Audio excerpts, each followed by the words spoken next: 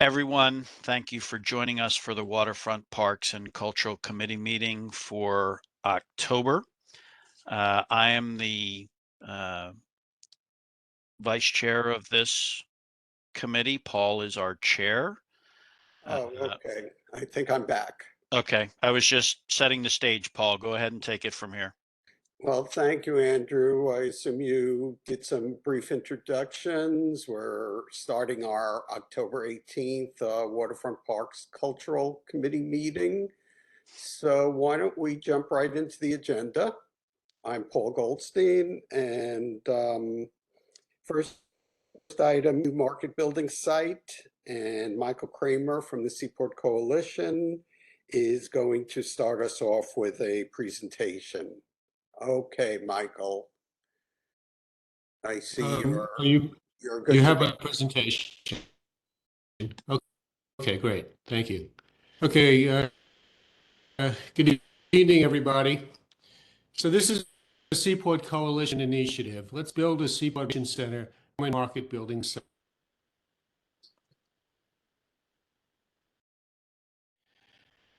So as everybody knows, the East is really facilities available to youth and seniors. This first slide just shows board study that was done. I'm not sure, it was a couple of years ago that was done, that shows how much is on the west side and how little is on the east side. May I have the next slide, please?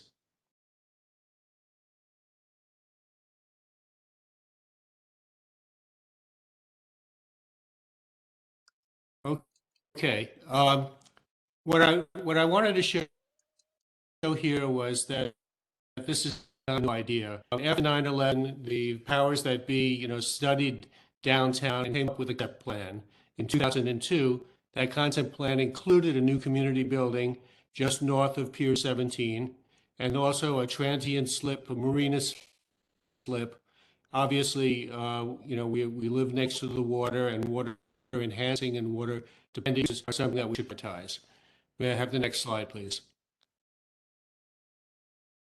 So this downtown East River waterfront concept plan of 2002, if you look very carefully, obviously it's a small slide at the right, you'll see, all the different kinds of uses that were contemplated for this area. A new floating pier structure was proposed, a marina for transient sailing boats or historic ships, a new ferry landing was proposed, and then the new markets building site would become home to a new community building, public uses on the ground floor, such as an indoor swimming pool, a restaurant, rental and repair facilities for bicycles, boats, and other recreational equipment would be complemented with semi-public uses on the upper levels, including a community center and a lot of rooms in the marina. I would say that for almost all of those different services. Can you move to the next slide? Next slide.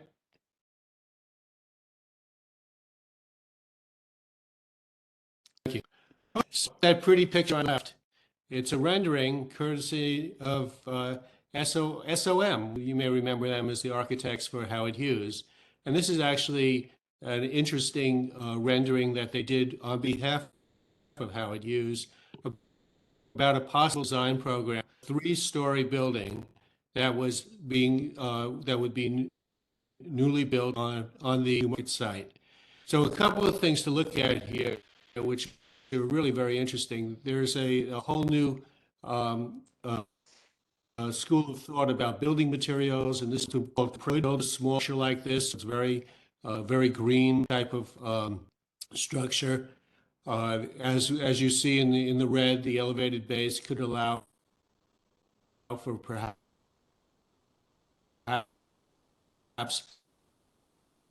something that was water related. There'd be communities in spaces involved, and also you can use the roof for accommodating for active recreation or passive recreation.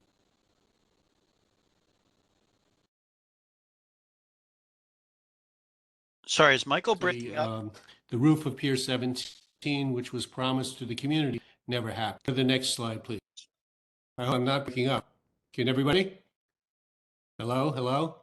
Can you hear me? Yes. Okay. Thank you. So this slide, again, it was something that SOM prepared. All I did was change some of the labels. Originally, Howard Hughes wanted a restaurant on the ground floor, a community space on the second floor, and a special events facility on the third floor. And what I'm pointing out here is that community spaces on the first two floors, and then a public basketball court, athletic facility with high ceilings could be done on the third floor, and then of course we'd have the rooftop as well. Can we move to the next slide, please? So a badly needed gymnasium is something that I know the Peck Slip School is looking for. I'm pretty sure the Blue School would use it. For all we know, the Spruce School might use it during the daytime. And you can see, according to Howard Hughes, you can get up to 28-foot high ceiling clearances, which would allow for a flexible space. The facility itself, the floor area is 20,000 square feet. So a three-story building would give us almost 60,000 square feet usable. And, that would be, it would be an adequately sized for most active sports. Can we go to the next slide, please? And then, of course, we never want to lose track of the fact that we're on the water. At the moment, there are no provisions for visiting ships in terms of historic ships or even a public dock for private ships to come in for a day or for some hours or something like that. And so perhaps we could surround this facility with a working waterfront, a public dock, and we can talk about that further. I think David Sheldon has some ideas about that as well. Can we move to the next slide, please? And my next slide is just, what does it take to do this? What does it take to build a Seaport Recreation Center? For one thing, we know that EC has said publicly to the community board that the New Market site is a public site. It has not been part of the Howard Hughes package. It's not at this moment option to Howard Hughes either. So the first thing is to make sure we can get our hands on it for public use. And then, of course, we're asking the community board through this presentation to endorse this initiative and get the conversation started. Once we have the conversation started, people who understand this better, like Bob Townley, we can talk about existing facilities downtown, and we could design criteria for programming. Perhaps we could make part of this building part of the Seaport resiliency. Maybe the building could resist the water instead of putting a hill behind it. Of course, once we had more of an idea of what we were building, we could projections of cost. We could identify public and private funding streams and go for an RFEI for a request for an expression of interest for an operator. Perhaps we could tie into some of that coastal resiliency money here. Perhaps we could tie into some of the Department of Education money, since there could be very good programming for nearby schools. I guess we could always find a lead donor and give them the naming rights. But what's important is to maintain a multi-generational facility with sufficient financial resources, and that's what we would like to work on in concert with community, with EA, with officials. And then finally, the last slide, please. One more slide. Thank you. So, Seaport Coalition, it consists of Save Our Seaport, Children First, and Southbridge Towers. All we ask for is rational master planning in the Seaport Historic District. We've said no to inappropriate development. We've asked that they play by the rule of law. We don't like corporate welfare. We want it to be safe, and we want it transparent. And to inform everybody, there's now a TRO, a temporary restraining order, against any construction at 250 Water because of our legal efforts. And I'm happy to talk about that at some other time or some other committee. So this is our presentation, and I'm happy to entertain questions. Okay, Michael, thank you. Let's see who we have so far. Mark Amoruso, would you like to speak? Thank you, Paul. Hey, Michael, right at the end there, you were talking about we always used to use the term like water dependent uses at docks. Can you expand a little bit more on that and what the, I guess, quote unquote water dependent uses will be or could be uh, uh, at the pier? Sure, Mark, and David, chime in if you want to help me on this. I'm right Certainly, here. anything. Yeah. Do you want to take the Well, question, yeah, David? I mean, we have, thank you, Mark. Certainly. We have actually identified 12 different organizations that will be happy to consult with EDC about how to go about this. But the fact is, I'm no expert on this, but we have a lot of maritime activity in the East River. A lot of it's commercial, some of it's private. That the marina in Brooklyn is actually pretty full right now. And a lot of it is historic vessels, whether they're replicas or actually old ships, which do, I think most people agree, add a lot to what the seaport is. And the problem is there isn't all that much room to put them anywhere. Amistad, not Amistad, Denmark was able to dock at Pier 17. That was exceptional. And frankly, I mean, the cleats all worked, but the line handlers told me it was quite an obstacle, of course, to use them. So our thing has always been design it in when you build the thing. Now, whether that's going to be private, drop-in docks to space where you can put your boat for 3 hours, whether it's going to be reserved for visiting ships, whether it could be dedicated as another berth for the South Street Seaport Museum, one of their vessels. I think that's open. I don't know that there's a need for another ferry facility or water taxi facility at the seaport. That's always a possibility. There are plenty of commercial vessels that are operating out of the area. Okay. It's I think open for, there's a lot of space around that structure, whatever that's going to be.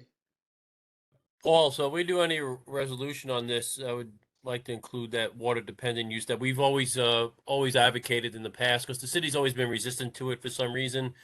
Uh, I don't know why. Historic ships, commercial use, all those stuff. That's all good stuff that keeps the life of what the purpose of the waterfront really is when you get down to it. So we can include that language, that specific Okay, phrasing. yeah, Thank you. it's just, that's historically been the community board's position, Yep. as you say.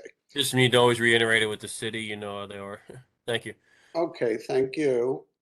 Andrew, you're next.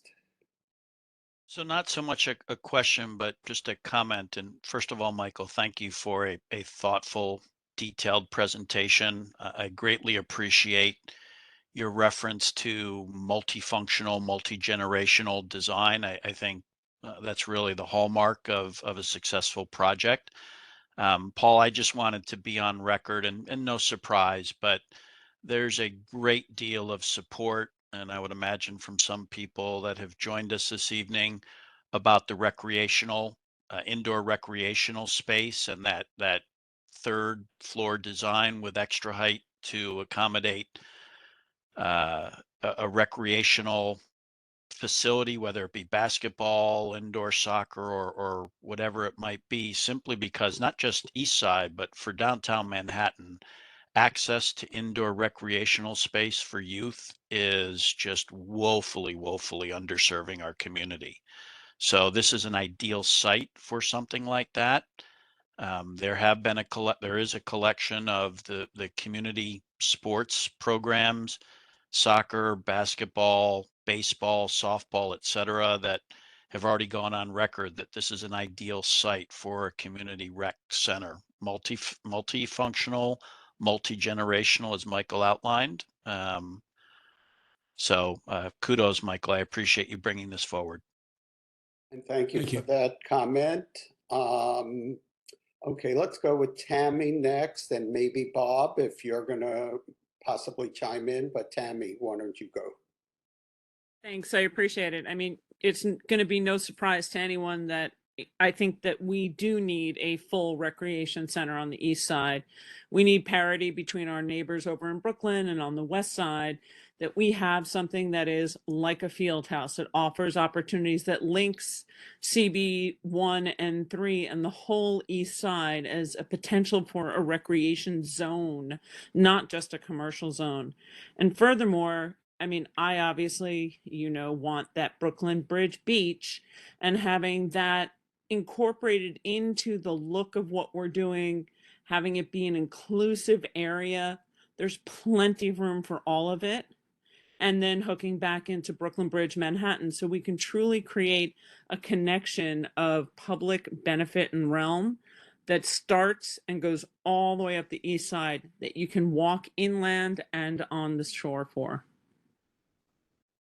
So 3 asks. Okay, Connecting to the bridge, Brooklyn Bridge, Manhattan, connecting to the beach area, incorporating that in the public realm benefits and waterborne uses. And I echo what David Sheldon said. The speech on the Denmark from the captain was how difficult it is to find berthing in New York, and that even though Pier 17 was an option, it had to be fully renovated. So it's a limited option. It's not as if we have enormous opportunities, which we should. It's a historic seaport. Thank you. thank you. Let's see, Rosa. Thank you. So I love this. No surprise.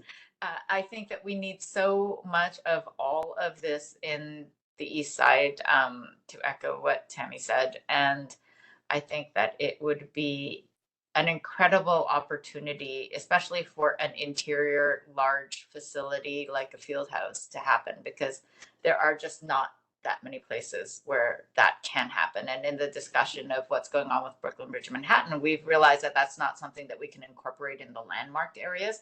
But to have this happen here would just be perfect. And then to tie it all together, just as Tammy said, I think would be a wonderful, wonderful thing. So I guess the question is, how do we make it happen as quickly as possible? And what sort of partners should we be considering to make this happen as well? That's it.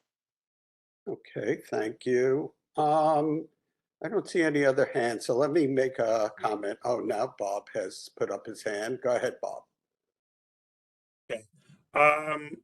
So lots of things run through my head. And first, Michael, it's people like you who create things that will outlive you. And congratulations to the Seaport Coalition for trying to do something. It's usually ends up being different than your initial ideas.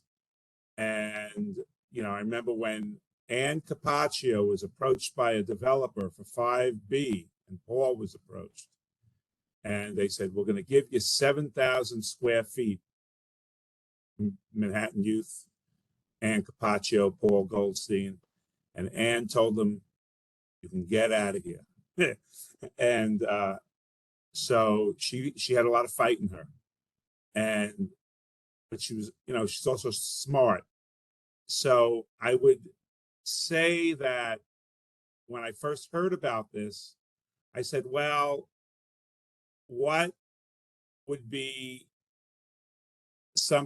be useful to also consider a large outdoor thing like Pier 40, where you had fields that were external to the operation of the community facility and the retail space. So that's something, I don't know what the footprint is. I think from your presentation, I saw 24,000 square feet in the building, which leaves a lot of space around. And I would also consider putting a field, Pier 25, Pier 40 type field, maybe even external to the building. So that way, people are not dirtying up the floors. So that was my first, physical idea. But, I can go any way on this beautiful type of rendering. And thank you. Bob, all let me who- let me comment for a moment, Let Bob. me just finish one and then I'll be done. And then, but yes, I'd like your comments, but the other piece is I just don't know how this gets done without a developer. And I just don't know, you know, we had, if I, you know, I want to be fully transparent here. We had the head of the New York State Assembly batting for the downtown community center. And you need, I think you need to make a lot of beautiful plans and do needs assessments. And I don't think you'll come up short with a needs assessment. I'm willing to help with that. But EDC asked us, they went through our books, they asked for a needs assessment, we gave them populations and all that stuff. And I think the area qualifies. I don't doubt that it qualifies. So that I just, you know, where the money comes from to build it is, you know, I don't think the governor or the mayor are going to write the check. Even though I would like them to write the check. The other way to do it is, and I see it in your note, it's a private partner, it's a public-private partnership, which always is tricky. You know, always is tricky, but I've been doing it. I did it, and you learn a lot from doing it once or twice, and you'll be happy to advise on it and just stay involved. And I would just finally suggest that this is a serious undertaking, that there be a subcommittee either of the Seaport Coalition or of the Community Board, and that where things get, where action gets taken. Yeah. Thank you, Bob. Thank you, Bob. So let me try to address a couple of your points. On the question of the footprint, let's remember we could also play with the area underneath the FDR, where there's been a lot of successful gym equipment and things like that, and even, you know, half courts and mini soccer fields and stuff like that. But that's a short-term solution, because one day we think that the FDR ramp is going to go away as part of the coastal resiliency plan, at least going up to the Brooklyn Bridge. So that may open up a whole lot of space. A little bit longer term is if there is shoreline extension. The Seaport Coalition is very strong about making that public land and making it a dual purpose, where, you know, it can absorb you know, coastal surge, but it could also act as fields. And you know, there would be an opportunity to create real fields there, real athletic fields there. That's the second point. The third point, I think, the question about funding, I think, is a great question. Bob, you and I have been involved with the Hudson River Park forever, and we remember the park improvement districts and things like that, where they went two blocks inbound, and they asked, you know, they literally did a real estate assessment. And, you know, things like that we're going to have to consider, because you're right, it really doesn't need money. But then again, you know, we That's a don't want great to tower idea. in the historic district. Yeah, so, I mean, I'm happy to brainstorm this stuff. You and I have been through this Yeah, before. that's a great idea. All right. A lot of good ideas have come forward. Let me just say my piece very quickly. As was mentioned in the presentation, this was a recommendation put forward by many organizations back in 2002. It was started by Community Board One and the Downtown Alliance. We started that survey that made all those recommendations, and a board came, all kinds of city agencies that signed on to it and endorsed the entire plan, including EDC, including city planning. So, but I agree, it's not going to be easy. We're going to have to be creative, and we're going to have to see if we can indeed find partners to get this thing done. But I think we have to start and push hard on it.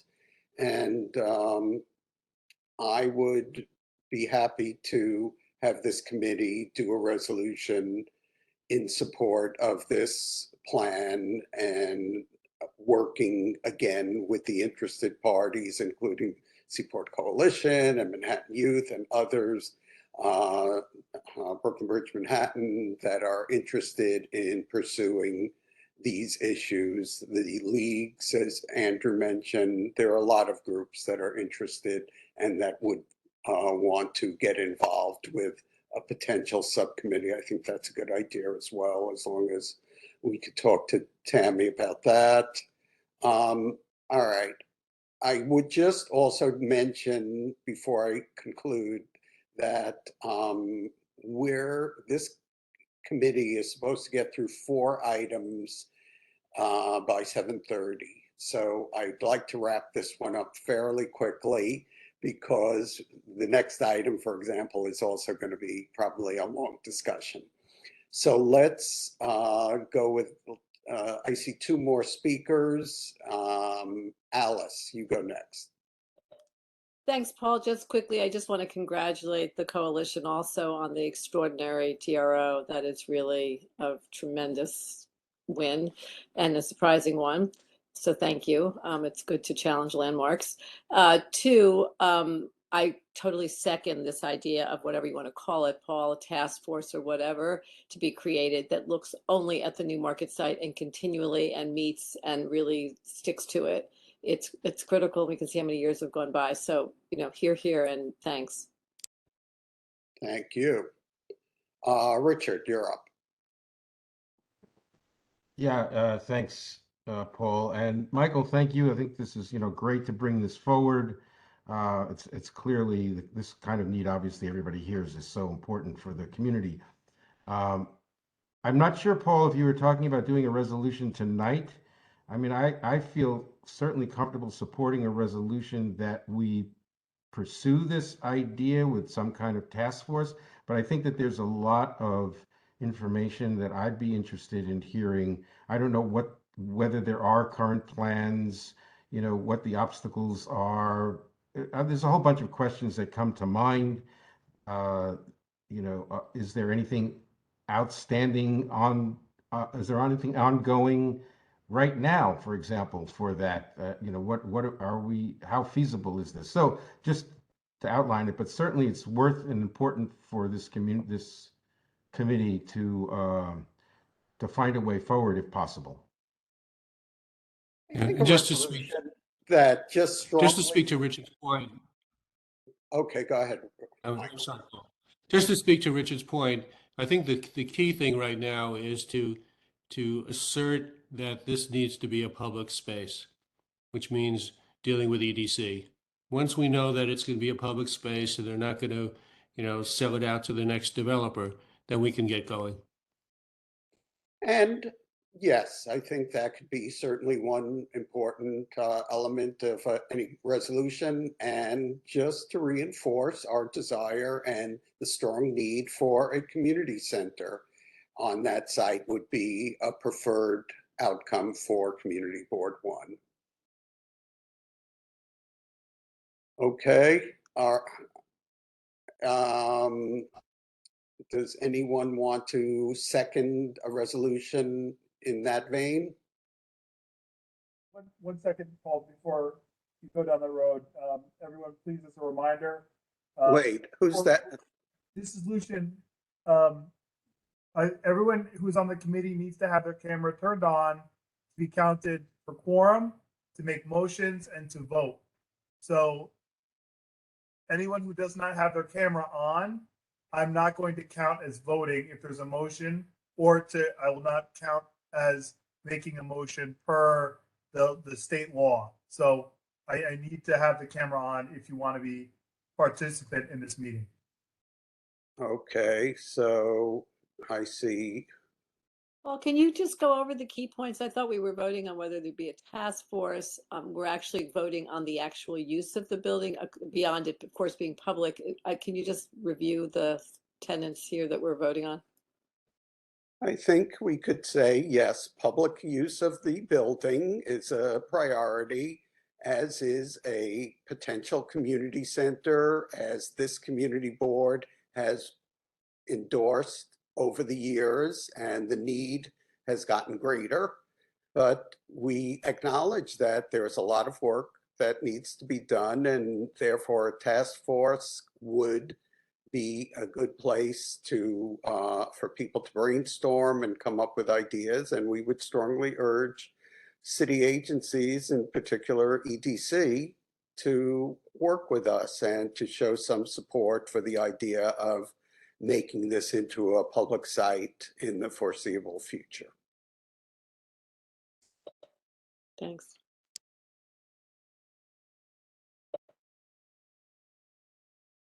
Okay. Ready to go? I think David wanted to say something. David, you're up. Could we, would it be acceptable to add water dependent use? Yes, I think so. To me, I think if we start to get specific here, it's premature. I agree it's premature, but that's not all that specific. Again, But it actually Richard, is. these are not novel ideas that we're coming up. These are ideas that have been passed by this community board in recent years and distant years in the history of the board. So I don't think we're going out on a limb saying that here are some of the concepts that have been discussed many times, and we'd love to have continued discussion. Well, I would just say it depends on how it's phrased. If we say this is what we want or this is what we want to consider, they're two very different things. All right, so let me try to draft something with Lucian, and maybe if we can, we'll pass it around for any potential comments. Okay.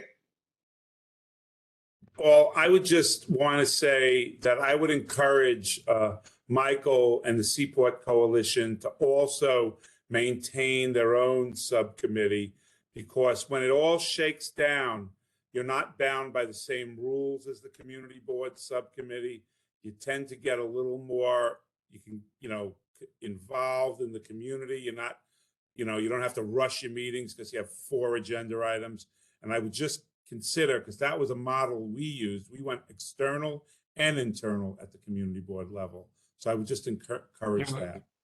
As long as working with the we're a 501c3, so if somebody wants to give us $50 million, yeah, we'll hand it over. Good. Okay. Okay, is the committee prepared to vote on that kind of resolution, subject to passing it around for feedback?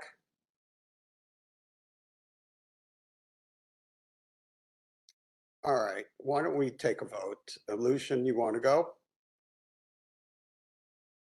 I have to just make a quick note of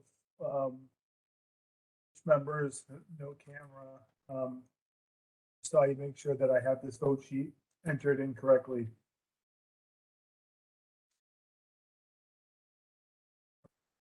All right, I think I am ready. So the motion has been made and seconded. Do I hear any, assuming that if you don't speak, you are in favor, do I hear any nays in opposition? Do I hear any abstentions? Do I hear any recusals? Hearing none, I assume that all who are able to vote have voted in favor. So the measure passes. Okay, thank you, Lucian. Thank you, everybody. And thank you, Michael and David. Okay, let's move on to item 2. New waterfront parks created by the Lower Manhattan Coastal Resiliency Project. Active and passive recreation use needs, discussion, and again, possible resolution. So, Alice, can you give a very, very brief just report on what we mean by Lower Manhattan Coastal Resiliency in this case? I assume we're mainly talking about Seaport and So As you you know, all you know, there are many sections to this. In fact, this community board is now on record with a letter asking that these compartments on the plan get joined together with a full understanding of how they're integrated, also with the Army Corps plans for the west side. So what we're looking at in the lower Manhattan coastal resiliency area plans in our district is going from the what's called the FIDI Seaport Master Plan. And that's divided with Seaport plans, which are sort of a subset of the FIDI Seaport plans, and the Battery, which is of course the park at the tip. And this is the jurisdictions sort of are a little bit, I don't know, comprehensive, shall we say. So the Battery is the Department of Parks, and FIDI Seaport is the Mayor's Office of Climate and Environmental Justice, along with EDC. I don't know if that's at all helpful, Paul. I don't know if you have some maps or anything you want to show, but I didn't come prepared with visuals. I apologize, but I will say that LMCR we had an update last night at the Environmental Protection Committee, which was, to say the least, exhaustive and quite excellent. And of course, we have YouTube on that, and also a presentation that'll be posted. And I would say take a look at that just to sort of get up to date. What was most extraordinary about this presentation was the first time we actually heard about how the Army Corps plans are going to be incorporated somewhat, because these were just released recently, as well as the Battery Park City plans. So, and additionally, we heard about the principles that are underlying these plans, so that people can really start to talk about and understand why we're doing what we're doing, and with a lot of specificity. And our committee is looking at actually making a document that would identify what these principles are for our community, and so that future generations, if you will have something to look at and be able to sort of point to when we start to really move forward. In the case of Army Corps, for example, you're looking at plans that were stated last night would not begin until until everyone on this board was dead. Now we're about 2050, I think, was what we established. So you have a lot of time here. So anyway, I don't know if that's the least bit helpful, but those are some of the takeaways from last night. And I think in terms of a discussion on parks, you're obviously looking at the extension, which is a very rich area. And, I think that having a lot of input about this early on will be great. And I know that Jordan Salinger from the Mayor's Office of Climate and Environmental Justice will be coming back, as he said, in this winter, I'm interpreting December, to talk very specifically about those plans. So that's the best I can do for now. Any questions, I'm happy to answer them. I think that's helpful. I mean, basically, we're talking about space mainly along the East River because the Battery Park City plans are pretty much in place. And that's what we're looking at this point, because that's the part of the plan that they're trying to move forward with. So we want to get some feedback to, again, EDC and the mayor's office on what types of open space, recreation space. Do we need space again? Bob mentioned ball fields. Is that conceivable in this area? Spaces to accommodate different age groups, that was mentioned already. So why don't we just kick it around for a bit, and if you have some specific ideas for that. I think, again, active recreation space on the east side is at a minimum, so we should focus on that, and especially for children who are a little older than, toddlers, who can use playgrounds, kids who need to run around a little bit, ride bikes and fly kites, do a little more active stuff, use a ball field. Okay, but let's get other comments on this. Does anyone else want to weigh in on this? So Paul, I'm not sure how we express this view, but if we look at the resiliency plan that encompasses East River Park, it just seems like it was a huge missed opportunity to reimagine what that park might look like. Now, maybe I'm not fully up to date, but I know we had had conversations with them about as they consider this resiliency plan and create a design for what that park might look like going forward. I thought there was much more that can be done as opposed to the initial response anyway, which was, to the extent possible, we're going to bring it back to its existing configuration. And there's a lot of room there that with better planning and design could deliver much more use. And I hope as we think about what's happening in the lower Manhattan coastal resiliency, we think about the missed opportunity further north and come at this from the perspective, how can we redesign this to deliver more community value? And I know that's just a broad headline statement, but I hope we're not repeating what we have seen perhaps happening with the East River Park resiliency program. Okay. And people are still working on that. Let's see how that turns out. But thank you, Andrew, for that comment. Anyone else want to weigh in and put forward any kind of ideas at this stage? Michael? I think that a number of us were involved with the Hudson River Park when it was first created. And I think that one of the lessons learned or takeaway was that the governance of that park was a problem for the community boards and for the community. So I think that that's something you should try to address early in the process, because otherwise they're going to make decisions basically based upon money.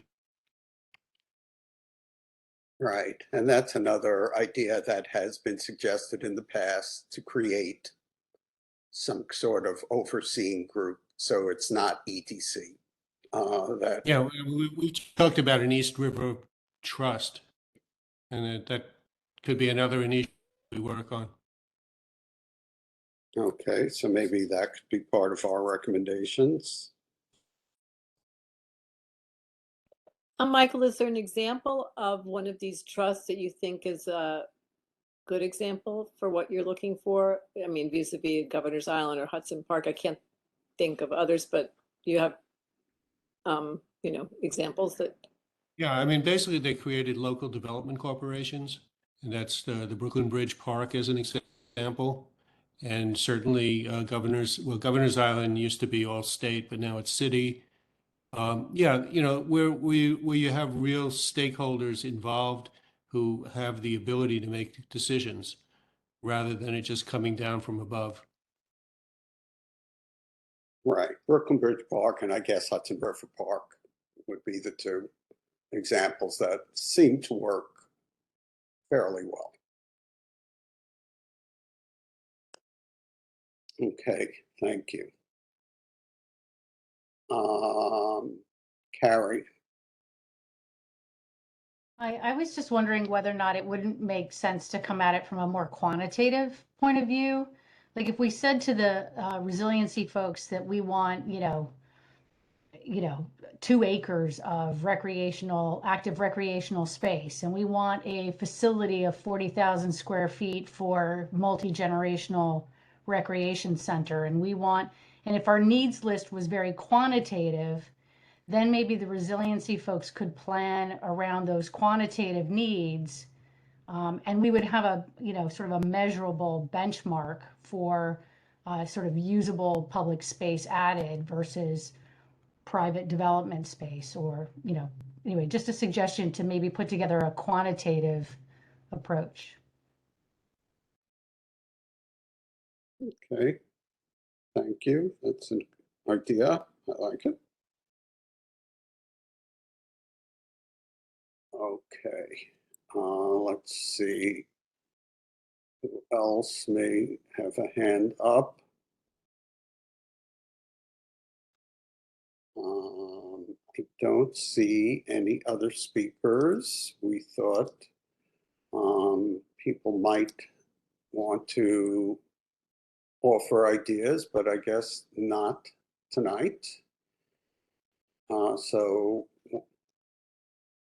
I don't know based on this conversation, is there any, should we just bring it up at a future meeting, give people a little more time to ponder this and make sure that we're not going to take too much time? Alice, do we know when the design is going to start on this segment? I think we'll next see the update, and we're pushing for something that's actually got a visual component, which it didn't have last night in terms of the actual seaport and FIDI plans. In, I think, December was my sense of it. I mean, they issue these things quarterly, so, you know, or the new year. So when that happens, maybe we have a joint meeting so everyone can really see. I think that would probably be a really great idea. Or often they provide the public meetings, which are terrific, where they actually have all of the players on the site with the scientists, where you can really dive in. And we've advocated that they do that again. They also are going to, we've asked for tours, so you could actually walk these areas a little bit and see what's been done further north in the park north. So you can actually see what this looks like, which is very exciting. So I will, you know, we'll make sure everybody knows about this, but I think we're not looking to any of this happening until December in terms of a presentation, and not until the spring for these tours. Okay, so you think we have a little time? I think we have a lot of time, unfortunately. Alice, do you think it would be appropriate, and I'm asking a question, I'm not advocating, do you think it would be appropriate to invite either some of the folks that were at your meeting last evening, or other representatives from their agencies to come specifically to our committee to initiate a more formal discussion around how we capture more passive and recreational park space as part of the coastal resiliency planning? I think it would be great if they're willing to do that and to have, you know, to look at that. Absolutely. I couldn't, I mean, to me, the more of this, the better. So, you know, however it happens, I do think it's, you know, a great idea. Sure. I just don't think they're quite there yet. You get the sense that with the 200 feet that they're building out, you know, they're somewhat limited, and so they're not. There's when you look at the plans that they've already provided to the community, you know, there's not a lot of open. You know, we already noted there's just not. I'm sure you've seen these. There's not a lot of open, you know, fields and things that we were Right. hoping for, and we've really asked for that. And you know, we have that. We being the community board, right? We're on record for this. So I think the more of this, the better, to really push for these much more recreational open fields and such. You know, thanks to the Army Corps and regulations, they can't build up as much as they thought. You know, Seaport City can't happen. Well, that's lucky, but you know, what can happen is not yet really fully defined. So I think the more input on this, the better. So yeah, 100%. So maybe I'll just follow up with you offline to discuss how we possibly reach out to them and invite them to participate if they're interested, or Yeah, they're I mean, willing. I would advocate for a joint meeting, however, if you want to do it, your hour, yeah, whatever. I think that, or a public meeting so that many people could be there. I think that's a great idea. So, you know, if you Okay. want specific to this, I don't have a problem with it. I just think it's always really helpful for more people to fully understand all of the parameters that are involved in terms of this. So that, you know, you're not talking about doing a huge ball field when you know you can't do it because you only Right. have 100 feet, you know, that kind of thing. Sure. So whatever it is, I'm happy to work with you offline. Terrific. Okay, good idea. I think you have to make it clear we want to narrow this discussion for this about recreation needs, rather than, you know, like last night, they just jump all over the place about so many issues, which is good. You want all the information, but I think what we're looking for in this case is just to address that particular need, 100%. I if we agree. can. Okay, any final comments on this? Okay, and otherwise we'll hear back from you guys on that soon. Okay, Lucian, are you with us? Here. Okay, so why don't we go to item 3? Um, Sounds good. Sounds good. Thank you, Paul. I'm going to talk to you all a little bit about the budget. You'll recall that we are in budget season, so it's something that we are in the process of combing through last year's budget requests and looking at the new requests that were put in the portal. I believe that I took this committee through a quick spin around our budget portal website, which allowed people to look at the previous year's requests and make new requests. So what I've done here is I've created a view of the fiscal year 2023 requests that are very much related to this committee's work, as well as some of the requests that were put in for this year. One of which is very much Parks and Culture related. So there are some that you may wish to renew. There are some you may wish to combine with others. There are some you may wish to retire. That is something that Paul will take to the executive committee meeting, where the final decision is made via motion and then brought to the full board for final ratification.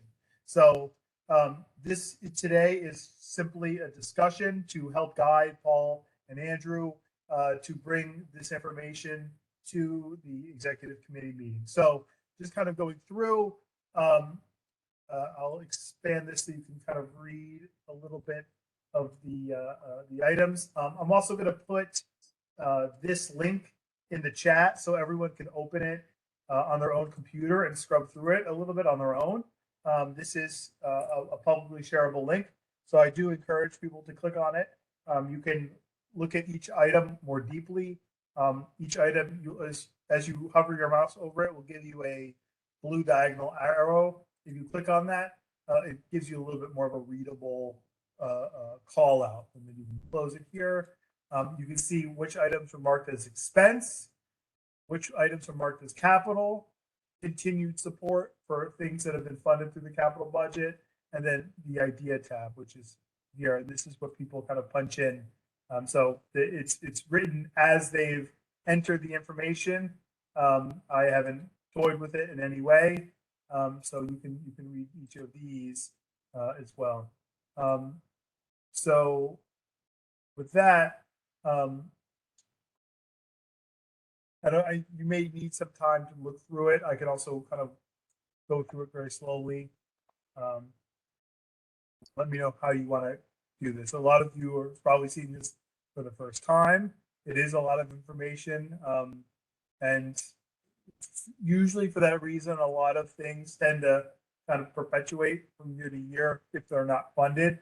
But it is a good idea to reconsider things when either they can be improved by saying, well, for example, the city has rejected any kind of request for more funding for Hudson River Park, for example, because they've said, well, this is a state park. So they rejected that outright for consideration. That may be something that you want to either change, say maybe study a way to work with the state to do something in Hudson River Park, but phrased as is, it's not going to garner response. Some things may have been fixed, so we want to retire those. I will automatically retire some of those, but I want you to see everything as it stands from last year. So we have the agency responses. Some things they cannot be funded. Sometimes they say this requires further study, and sometimes they'll say that it's already been funded, which is the case for many of our continued support items. So that is the long and short of it. If you have any items that are of particular concern that you don't think are on there now, you can just tell me, just for the sake of expediency. If there's something that you think should be added, tell me. I'll go through the list. If it's not on there, I'll add it. If it's something that's close, I'll modify it on behalf of the committee. You don't have to do all this minutia in committee, but I do want to get your input on what you think the biggest priorities are. And what I'll do if you wish, I'll just mark some items that I think could be combined, retired, or updated on behalf of the committee. So that's where we are right now. Happy to hear your comments. Okay, Rosa, you have your hand up. Did you want to comment? Yes, thank you so much. So a couple of things. One is that on the very first page, it actually says that we're only allowed 40 capital and 25 expense budget requests. So I would recommend that we actually provide that instead of the number that we have that's actually way over. And then maybe we have a chance of having these requests taken seriously.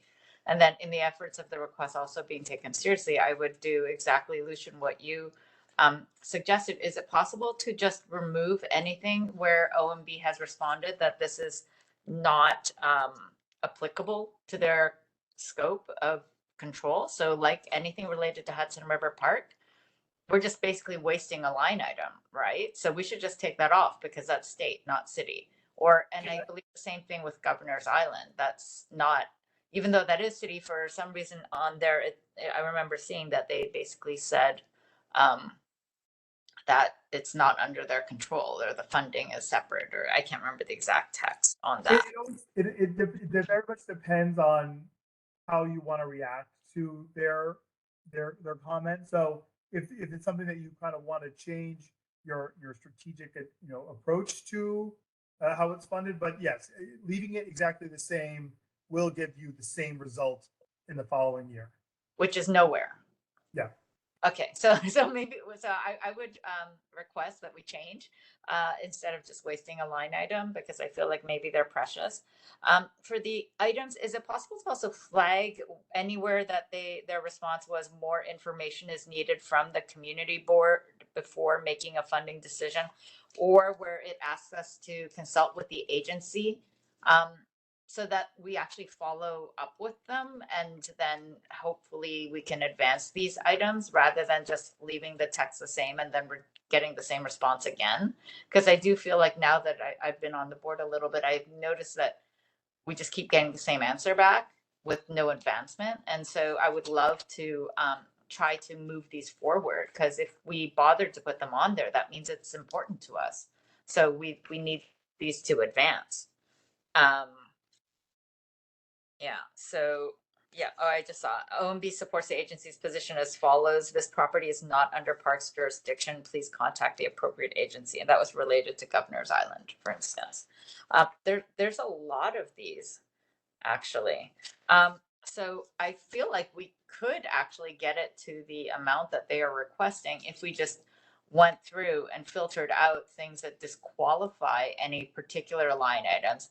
And then for the ones that require us or have asked us to consult with the agencies, perhaps we could make it a priority to arrange that consulting happen like now, while we're in the midst of reviewing all of the budget requests that we have.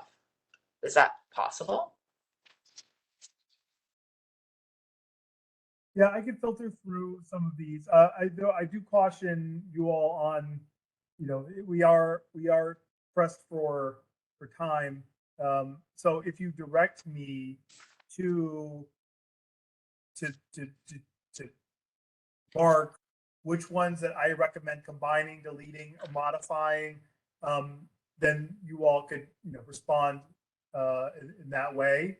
But that's something I can do between now and executive, and then you all can send comments to me and I'll compile them for Paul and Andrew.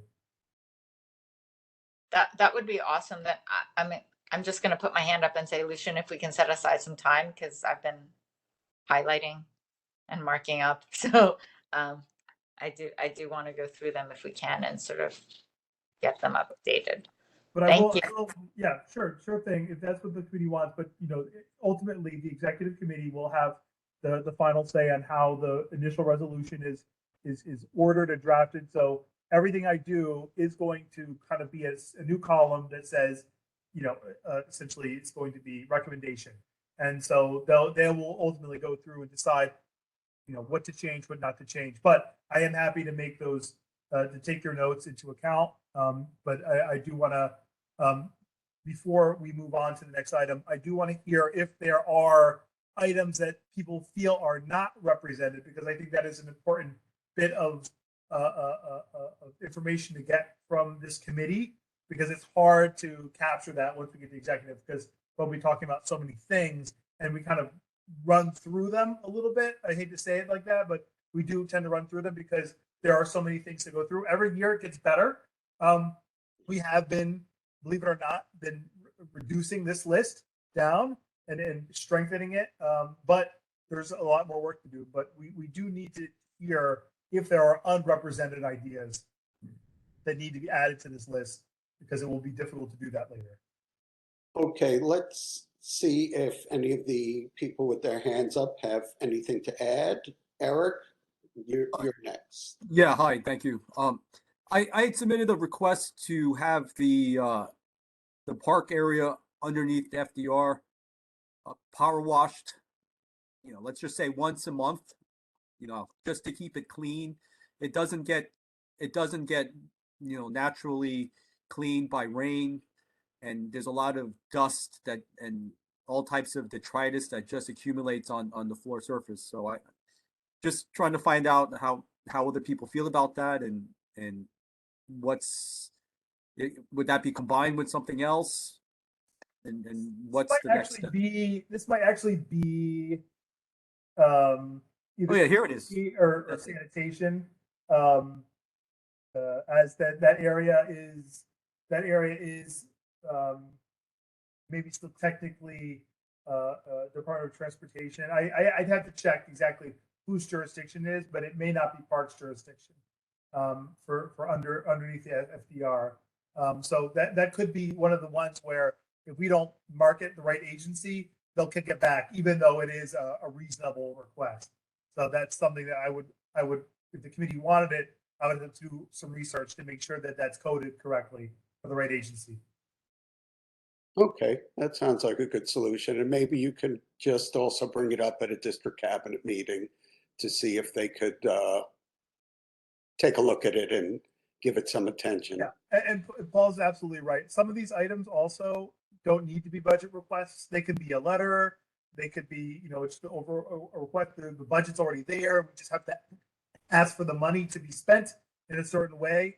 So there's other options other than budget requests that we can make to achieve these goals. But both, we can consider both. But Eric, I will do the research on this item for you.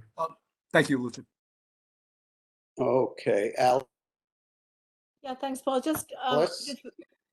I would just caution that we don't want to eliminate everything on Governor's Island and the Hudson River Park. In fact, the city gives a great deal of money to Governor's Island, and there's a great deal of public-private partnership on the island with city agencies and such, including, for example, the school that was just approved, the gym, and pool. So I just want to, be cautioned on that, and also things like the estuarium on Pier 26. I guess, Lucian, you can help us know, is that something where in fact the city is not going to be contributing any funding, but if there's a hope for that, then maybe we want to leave it in. So I would just, before we start to eliminate these line items, just to be very clear that there is absolutely no hope there. That's all. Thanks. Yeah, that's a good point. It's really important that we are really precise about who gives money. So if whichever agency or entity is giving money, as long as we got the right one, then they won't kick it back as, you've got the wrong place or we don't do this. I think that you're right. Money is going in, but we just have to really make sure it's the agency that is appropriating the money for it. Okay, I know it sounds like two committee members have slightly different points of view about how to handle like Hudson River Park requests. Does the committee want to weigh in or want to leave it up to Lucian to do a little more research? Yeah, I think like a compromise could be if we can find some documentation of who may be giving, could be in position to give money or is likely to give money or something like that that really points to a specific agency, and that we haven't used that agency and had it kicked back in the past. I think I can make that modification, but if not, I would recommend taking it off. I agree with that, by the way. Okay, yeah, that makes sense to me as well. Thank you. Okay, I think we've covered everyone who wants to speak on this, and we do have one more item that I'd like to cover. So, Lucian, you pretty much have what you need, right? I do, thank you. Okay, thank you, Lucian. All right, so For our panelists, we get them. let's move on to the final item on the agenda. And that is recognition of Indigenous Lenape community. Presentation by Oleana Whispering Dove, keeper of cultural lifeways for Ramapo Muncie Lenape Heritage Gallery. She has a proposal to do some sort of recognition for the Indigenous peoples who were here in the past. And with that, let me turn it over to Elena. Ready to go? All right, am I unmuted and am I visible? There we go. Okay, I'm sorry, let's get. And Lucian, you're going to get her. Yes. Yes, Oleana, I moved you over, I moved Evan Pritchard over, I moved someone from the Friends of Titanic Lighthouse. Is there anyone I'm missing that needs to be a panelist? Evan, are you on or are you on the call in, Evan? No, I'm on, but not on camera, but you can hear me, right? We can hear you. And at some point. Yes, we can hear you. Oleana, you should introduce who Evan is. Okay. That's exactly what I intend to do. Chief Perry, are you on? Richard? Let me start to make sure. Richard, so I'm looking for a Richard in the. Thomas? Could the chief be joining by phone? Is that possible? No, I haven't gotten a reply from Richard, so I'm just going to move forward with Evan. So hi, everyone. I am Oleana Whispering Dove. Thank you for this invitation. We were originally invited on behalf of the Titanic Memorial Lighthouse to meet with the Seaport Community Board. And Chief Perry was able to attend that meeting where we discussed the possibilities of the introduction of a land acknowledgement. So I'm going to briefly give you some background as to who I am, who I represent, why we're here, and then we'll move into the land acknowledgement portion. So when I'm not representing the Ramapo Muncie Lenape, I am a native of the American Indian community here in the New York tri-state area. And I am a Ramapo Muncie enrolled member, but I am Shalagi Algonquian by descendants. And in my professional career, I have worked over 20 years in the museum profession here in the New York City area. Now, land acknowledgements they're a byproduct of Australia and Canada's reconciliation efforts. And the consensus among these other nations is that the first step for reconciliation is acknowledgement. And as those written forms of acknowledgement started popping up, they've trickled over into our region. And mostly the cultural institutions are taking the lead on these land acknowledgements. Most of the land acknowledgements that you're going to see will read very pro forma, without any outreach to the Native community, without the voice of the Native community. So when the pandemic happened, all of a sudden, we started getting requests, and I started accepting them with the with the commitment that the voice of the Indigenous person be included. And Chief Perry has a formula for writing them. So many of these institutions have adopted our land acknowledgements that are either written, audio, video, however the institution wants to do them. They're creative in their own way. And they manage to create them with whatever budget they have. So for instance, Signature Theater on 42nd Street has their oversized entries, probably maybe 8 to 9 feet tall, right at the entry to their theater on the sidewalk of 42nd Street. New Jersey Performing Arts Center is creating a permanent one, and New Jersey Symphony has an audio version of Chief reading his acknowledgement. So let's go to the description. The concept of land acknowledgements are frequently written in audio public statements of recognition to the Indigenous inhabitants of a particular region. Land acknowledgement outreach with the local Native American communities are welcome acts of rapprochement and can be officiated by a select tribal member or Magua, also known as chief. These written public acknowledgement began in Canada with their reconciliations and has since spread throughout North America with cultural institutions taking the lead. The Mannahatta, which is the original word for Manhattan spoken by the Indigenous people of this area, land acknowledgement will be presented as a permanent monument at the current Titanic Memorial Lighthouse site. Designed by Ramapo architect Richard Wolfpaw and dedicated to the original inhabitants of New York and New Jersey. So basically, visually, if I can take you there, I'm going to scroll down, Lucian, down to Why Now? Looks like it's page 8. If you can visually see, based on the information we have, that the Titanic Memorial will very likely be moving, and that space would be vacant, which happens to be a very historical location. And Evan will take you through that history once I'm done with this introduction.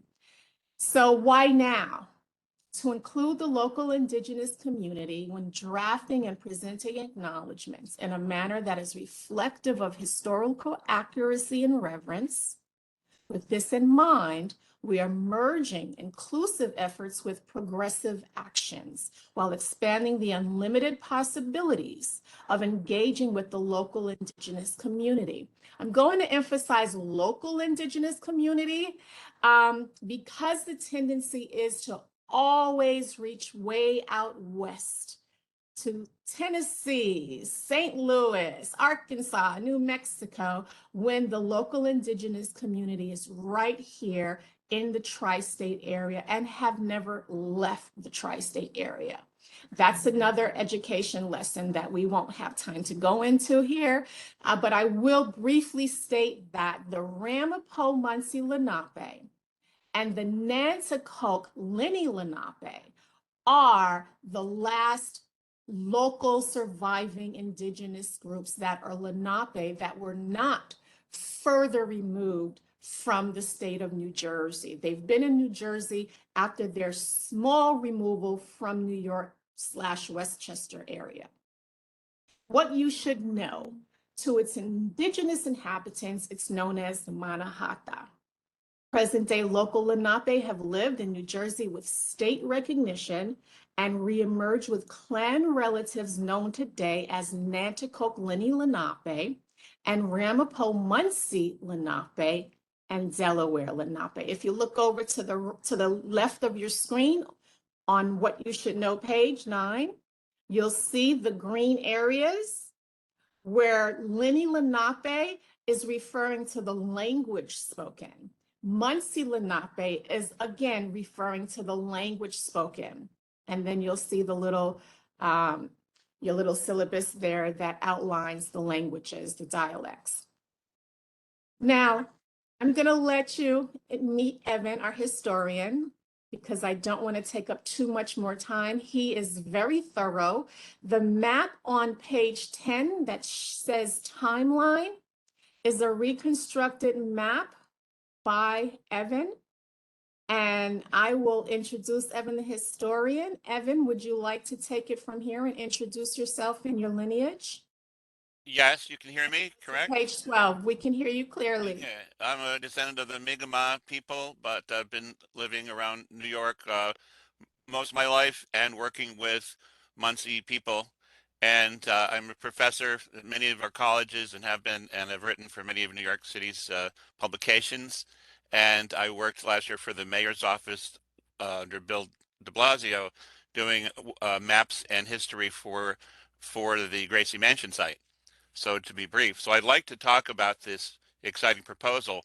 It's in the spirit of intertribal diplomacy that the Ramapo of today proposed this monument at this park. The proposed monument honors all the Ramapo clans through their totem animals, showing them rowing together all in one boat as they symbolically land at this ancient landing spot, apparently having come from Brooklyn, the land of the Canarsie and part of Long Island, honoring their long-standing alliance with the Canarsie Nation, to whom canoeing was as comfortable as walking. They're arriving at what is now Fulton and Water Streets, part of the old Fulton Landing and landing slip, built on the western landing of the traditional ferry crossing across the East River, and which evolved into the Fulton Ferry route.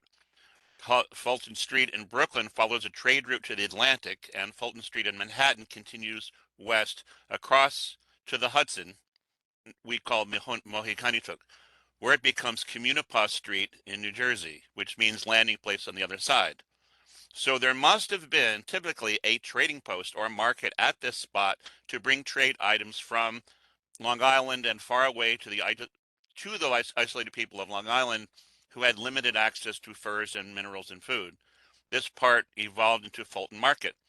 It too would have been by necessity a place of careful diplomacy, as Long Island, which we call Matoac, hosted more than the legendary 13 tribes, while Manhattan hosted as many.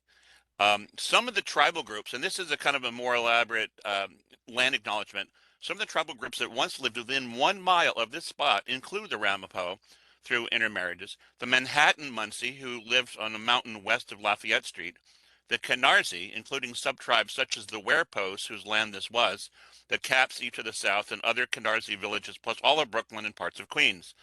The powerful Tappan lived to the west of Broadway, with the Sappahannock territory to the northwest.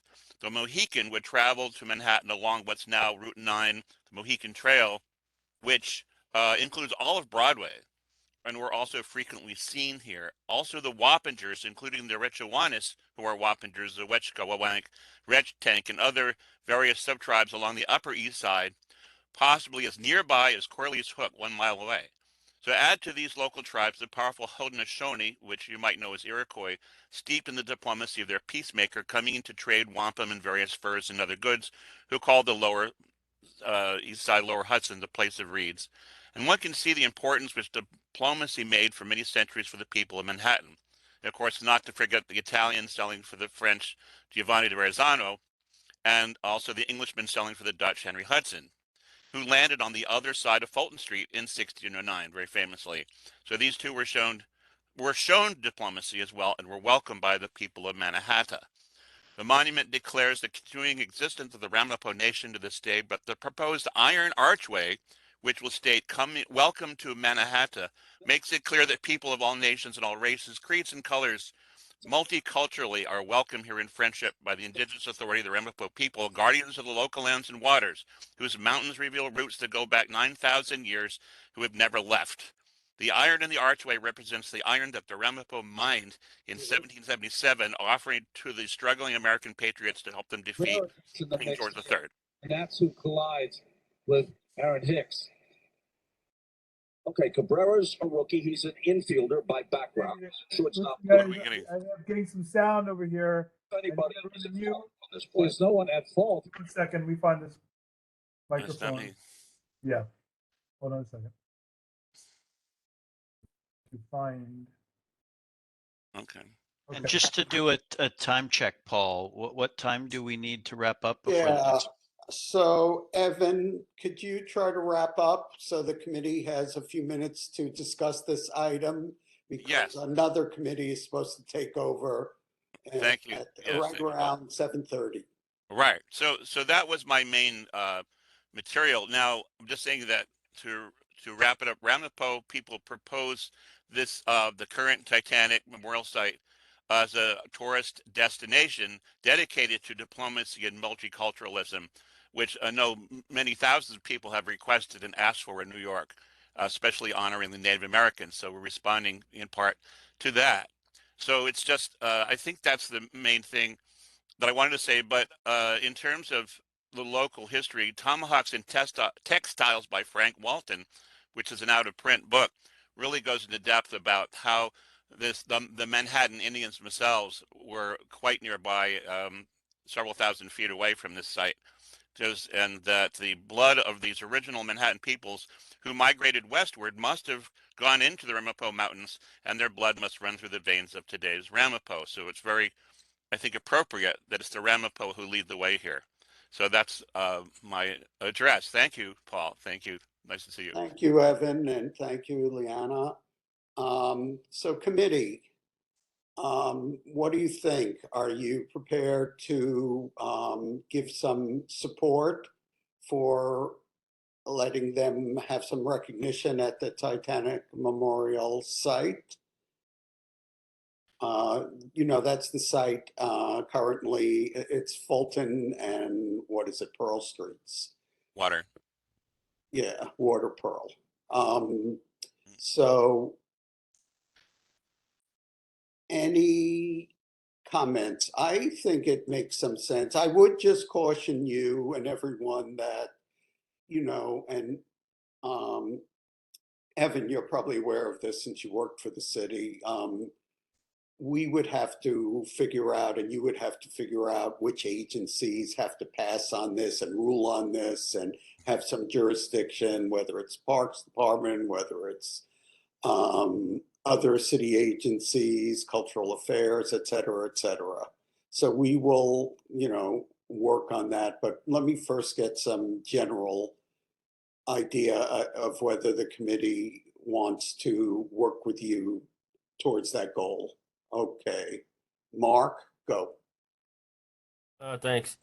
Yeah, I have no problem with this. These types of recognitions are great to do. I just have one question. As an Italian American, are there any negative aspects dealing with Christopher Columbus? Because then I would be not in favor of that. Is that discussed at all, or is it just about you guys, which is great? Not that I'm aware of. No mention of Columbus. Okay. Right. All right. Then I'm happy to support you guys. Great. Thank you. David. Hi there. Two questions.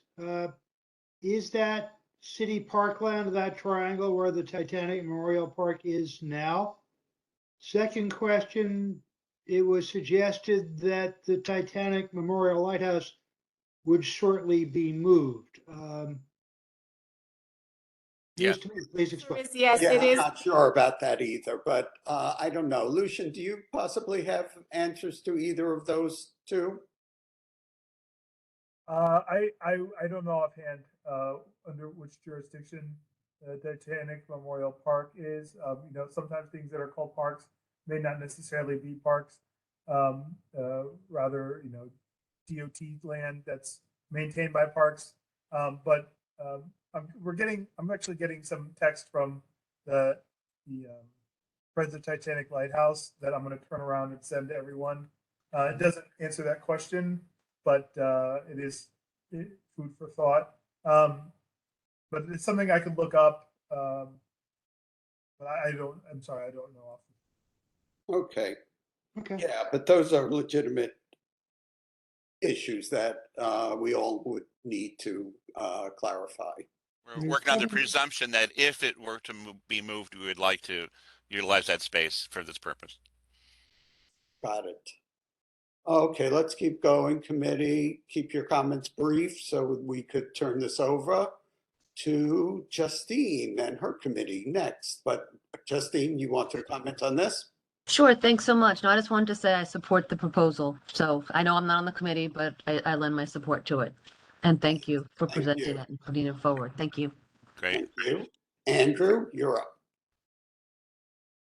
Apologies if I missed this, but do we know what form the land acknowledgement would take? Are we talking about a statue, a plaque, or what would it actually be? What is the request that it be? I am going to, yes, I may have glossed over that. It would be the form of an iron arch, similar to what you would see in an entry to a park, with the word, well, or perhaps words, "Welcome to Mannahatta." And being that it is Fulton Street, a place for all maritime, we would obviously, well, not obviously, maybe not obvious to everyone. Canoe would be something that our architect would design. So what you would see walking at that intersection would be the arch that says Mannahatta or "Welcome to Mannahatta" with a canoe, which is what an indigenous person would have been using prior to the arrival of everybody else. So that's what it would look like. And it would be exactly where the Titanic Memorial is right now. And it's Got it. Got it. Thank you. So, I mean, Paul, conceptually, I'm on board with this. I guess I might just want to understand more about the specs and substance of the arch and what's being proposed. Yes, I agree. And I think, Oleana, I'm sure the committee would love to see, any depiction that you have down the road. But let me take some comments and then I have a recommendation on a possible resolution, or at least covering some of these issues. Let's see, who do I have next? I think Morton is next. Yes, I found the presentation very fascinating, and I would support the proposal. I think there's so little general knowledge of the contributions and the history of the indigenous people that were here in New York before European settlement. And I mean, even just in the name of our borough, Manhattan, how many people know the derivation of that name? Or I heard Ramapo. I'm familiar with Ramapo, New Jersey, or Ramapo High School, and most people don't know general knowledge of these are names that were attributable to the indigenous people who are here well long before the European people were here. So I think this is a very good proposal and really needed, and I would support it wholeheartedly. Thank you. Okay, David, why don't you're up. David, did you want to speak on this again? I think his hand is still up. Okay, in that case, we'll keep going. Eric. Yeah, I tentatively support it. I would like to see a sketch of it first, though. I'd like to see how how it would look, at least a rendition of it first, before voting on anything. Okay, can Betty?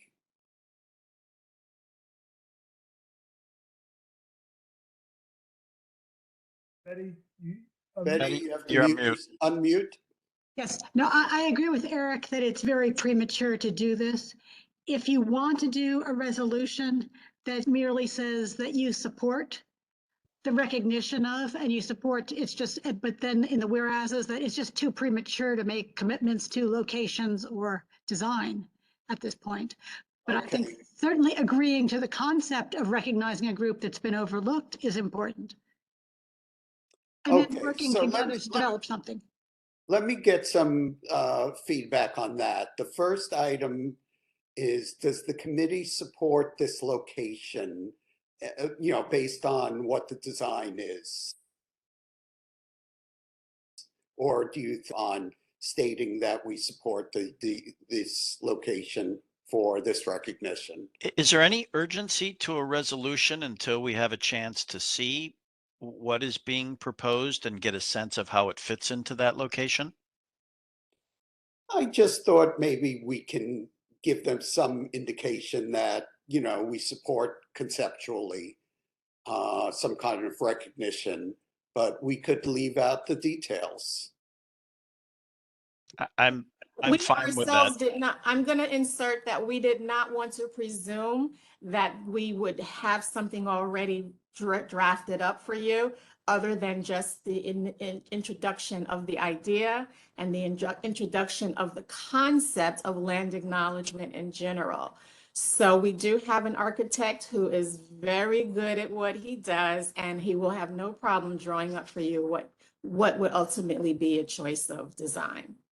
Right. And there have been, I just note there have been preliminary sketches, but we're not, those are premature, but there have been sketches, and also more than just a statue of a canoe with clan animals and the archway. There have been other parts of the proposal that we're not ready to release yet, but it would be multifaceted.